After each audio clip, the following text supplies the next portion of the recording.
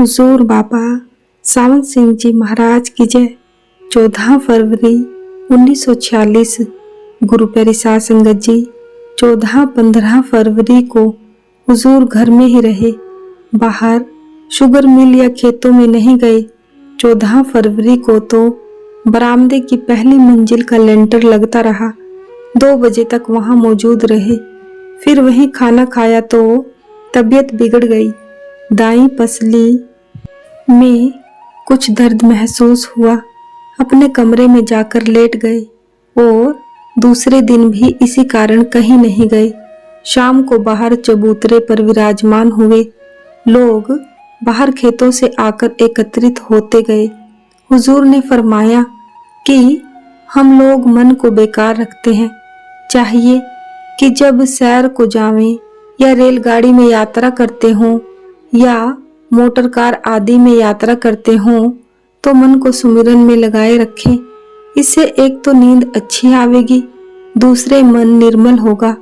जब 2-3 महीने परिश्रम से सुमिरन पक जावे तो घड़ी की तरह प्रत्येक क्षण स्वयं ही होता रहेगा। मन को आवारा घूमने की आदत पड़ गई है, जब काम भी करता है तो भी आवारा फिरता रहता है, लेकिन जिस समय हिसाब किताब में लगा होता है उस समय मन के कुछ अंश आकर काम में शामिल होते हैं, वरना मन तो स्वतंत्र ही घूमता रहता है। इस भटकने से इसको रोकना चाहिए और सुमिरन में लगाना चाहिए। 16 फरवरी की सुबह को हुजूर मेरे कमरे के आगे कुर्सी पर विराजमान थे और कई बीबियां और आदमी आसपास दर्शन कर रहे थे कि डॉक्टर साहिब ने पूछा कि यह जो कहा है गुरुमुख कोट उधारदा भाई दे नावे एक गणी, और स्वामी जी की वाणी में भी आया है गुरुमुख की गति सबसे भारी, गुरुमुख कोटिन जीव उबारी। इसका क्या मतलब है, जबकि आप फरमाते हैं कि जो कुछ बनना है तुम्हारे परिश्रम से बनना है। हुजूर ने फरमाया कि श्री गुरु ग्रंथ साहिब में स्थान स्थान पर गुरु सेवा पर जोर दिया गया है, साथ ही गुरु को यह आज्ञा दी गई है गुरु पीर सदाई मंगण जाए ता कई मूल न लगिए पाए।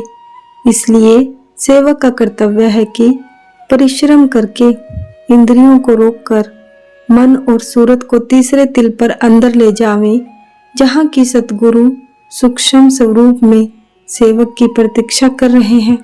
उसके बाद सतगुरु का कर्तव्य प्रारंभ हो जाता है।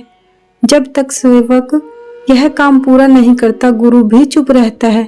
गुरुमुख उस्ताद की तरह है कि बाहर से नाम की युक्ति बताकर जब अंदर सेवक सूक्ष्म देश में जाता है तो उसकी सहायता करता है।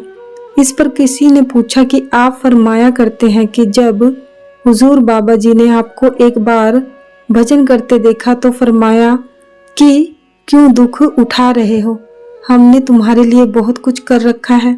इस पर हुजूर ने जवाब दिया कि उन्होंने मुझसे परमार्थी सेवा लेनी थी, इसलिए अगर एक अमीर मनुष्य अपनी आधी संपत्ति देकर किसी गरीब को अमीर बना ले तो उसका यह तात्पर्य नहीं कि वह आम कायदा हो गया। साधारण नियम यही है कि परिश्रम द्वारा अंदर जाओ।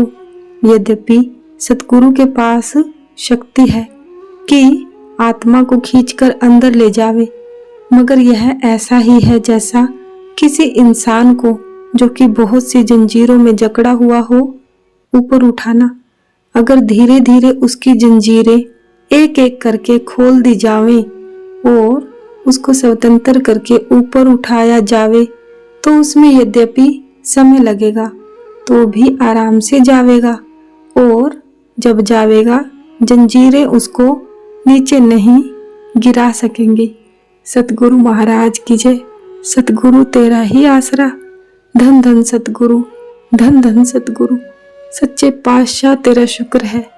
जय गुरुदेव, जय गुरुदेव।